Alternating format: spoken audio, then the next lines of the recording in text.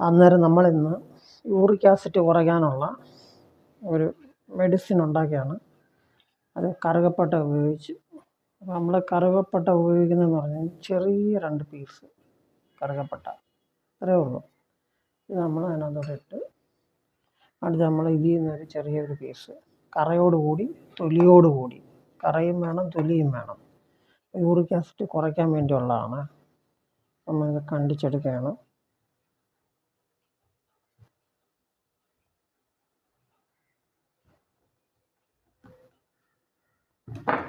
വേണ്ട, ഈ പീസ് മതിയാവും ഒരു നേരത്തേക്ക്.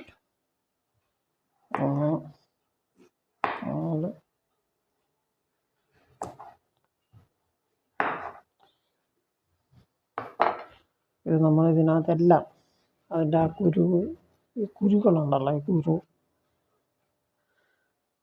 വിത്ത്, ഇതെല്ലാം നമ്മൾ ഇതിനകത്ത് ഉപയോഗിക്കുകയാണ്.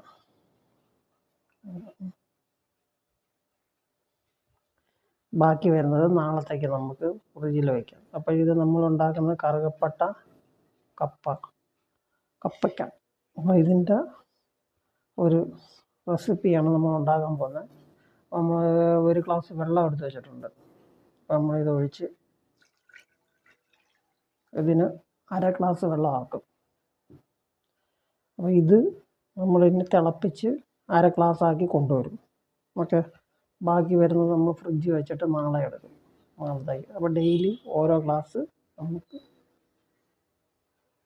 ടീ ആയിട്ട് കുടിക്കാറുണ്ട്. അപ്പോൾ നമ്മളെ പപ്പായ ടീ ഇപ്പം നമ്മൾ 1 ഗ്ലാസ് വെള്ളം വെച്ചത്, അതായത് പപ്പായ വെന്ത് കഴിഞ്ഞു, കപ്പയ്ക്ക വെന്ത് കഴിഞ്ഞു. ഇനി നമ്മളിത് 1/2 ഗ്ലാസ് വെള്ളമായിട്ടുണ്ട്, ആയി വരുന്നുണ്ട്. കുറച്ചുകൂടെ കഴിഞ്ഞിട്ട് നമ്മളിത് ഇറക്കി ചെറു ചൂടോടുകൂടെയാണ് നമ്മൾ കുടിക്കുന്നത്. ഓക്കെ, അപ്പോൾ ഇത് ചെറു ചൂടായിട്ടുണ്ട്. നമ്മൾ ഈ കഷ്ണങ്ങൾ പറക്കി മാറ്റുകയാണ്.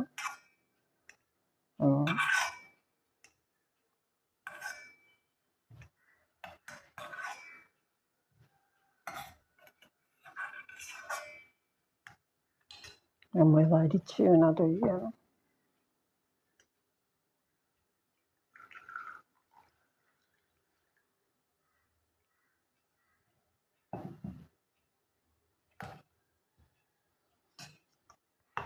ഇത് തണുത്ത് കഴിഞ്ഞിട്ട് നമുക്കിത് കഴിക്കുന്നത് നല്ലതാണ്. തൊലി വേണ്ട, അല്ലാത്ത ഭാഗങ്ങൾ നമുക്ക് കഴിക്കാം. ഇത്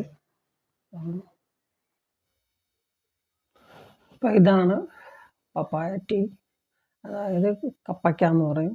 പലയിടത്തും പല പേരിലാണ് അറിയപ്പെടുന്നത്. നമ്മളിങ്ങനെ ഉണ്ടാക്കി ആഴ്ചയിൽ 1-2 പ്രാവശ്യം ഇത് കുടിക്കുന്നത് നല്ലതാണ്. യൂറിക് ആസിഡ് കുറയും. എനിക്ക് യൂറിക് ആസിഡ് ഉണ്ടായതുകൊണ്ടാണ് നമ്മളിത് പരീക്ഷിച്ച് നോക്കിയതാണ്. നല്ല ഉത്തമമാണ് ഇത് കുടിക്കാൻ. അത് കഴിഞ്ഞ് ഇത് കഴിക്കുന്നതും നല്ലതാണ്.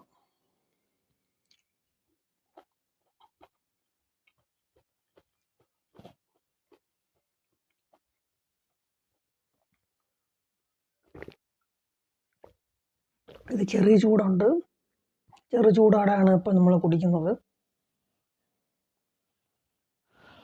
അപ്പോൾ എൻ്റെ വീഡിയോ ഇഷ്ടമായെങ്കിൽ അടുത്ത വീഡിയോ ആയിട്ട് നമുക്ക് വീണ്ടും കാണാം.